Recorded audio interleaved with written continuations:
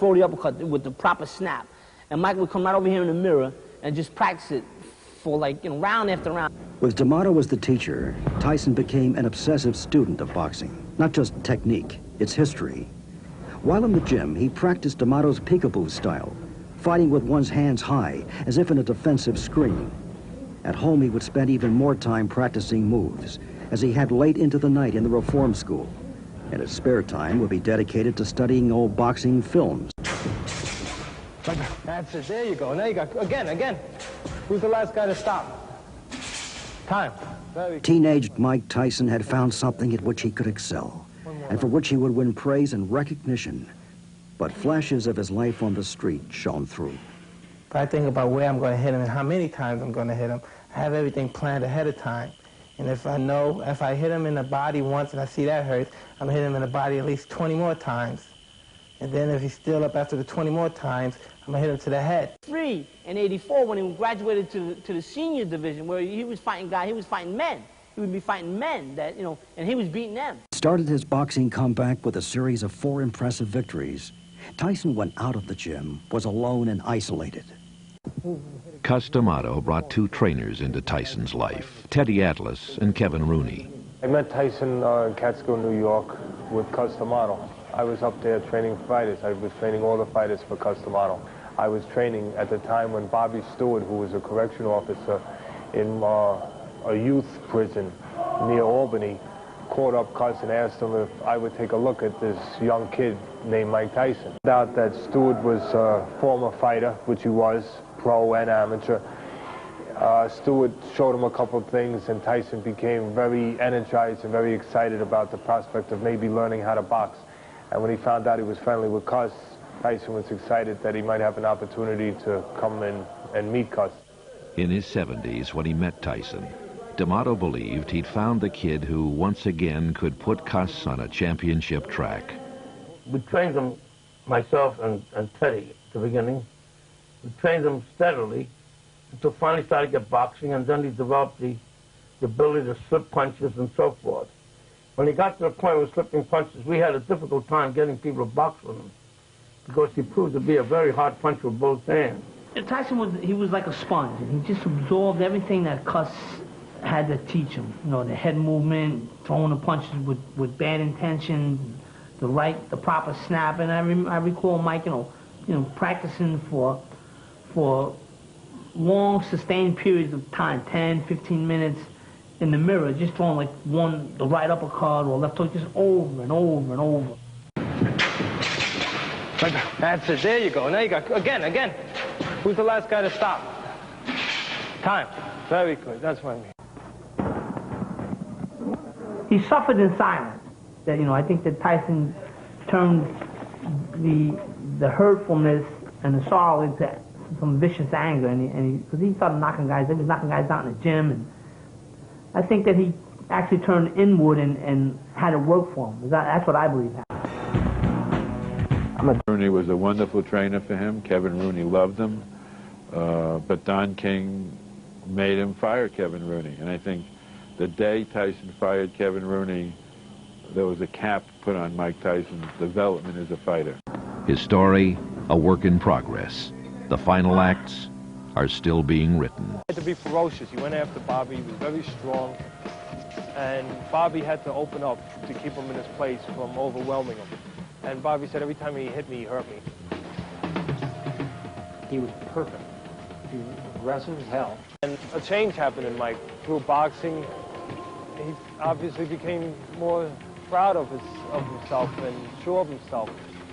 That's somewhere I just like being. I like being sometimes a little arrogant, a little bit, not much, just a little bit, and, you know, a little spoiled. I like that. That's me, and it's always going to be me. I'm not going to try to change it for nobody. Obviously a prodigy. It was like the first time I saw John Coltrane, or the first time I saw Bruce Springsteen, or the first time I read Norman Mailer, or the first time I saw Baryshnikov. It was clear this was somebody special. Jim Mike fought like a wildcat, always, no matter who he was with. He would try to knock out anybody, no matter who it was. Mike used to knock out somebody every day of the week, sometimes 2 guys.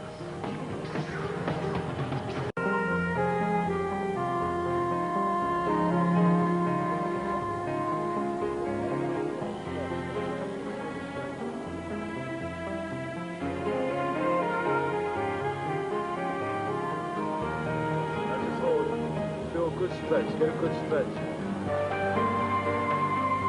I believe that if you give him any kind of time, he's already been in the reformatory, if you let him run wild up in the Catskill area, Albany, so forth, he's going to get in trouble. We're not looking. That's it. Very good, very good. Jimmy and Bill Caton knew what they were doing with Mike Tyson. And if they said, Kevin Rooney is your man, he's going to train you.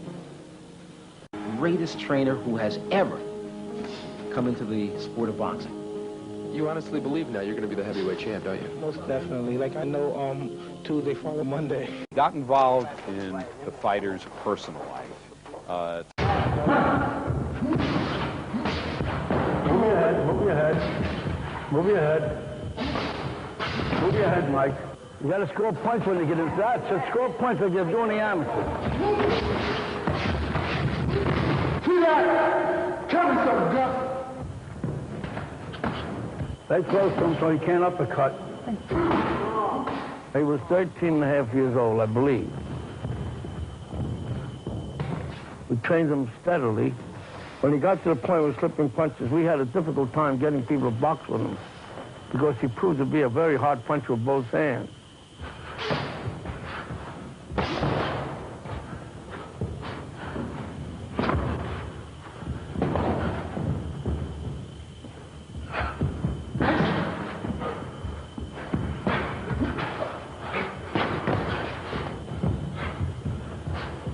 Move your head.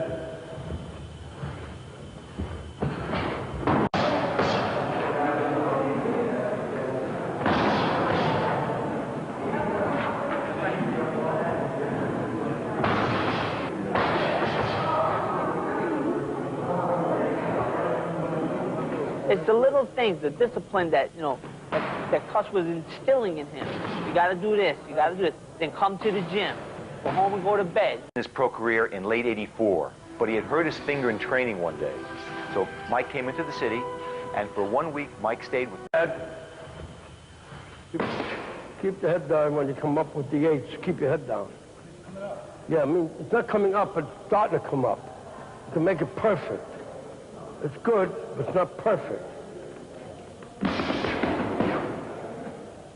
I don't succeed when I make a guy or help a guy become champion of the world. I succeed when I make that fellow become champion of the world and independent of me. Make sure you put down the next heavyweight champ. Yeah. And that's you. Thank you.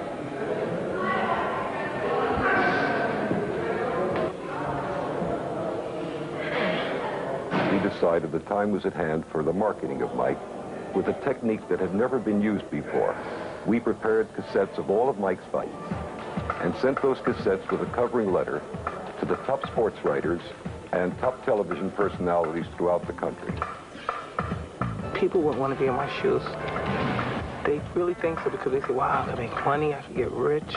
But if they had to go through some of the things I had to go through, I think they would cry. Sometimes it's so depressing you got to go through.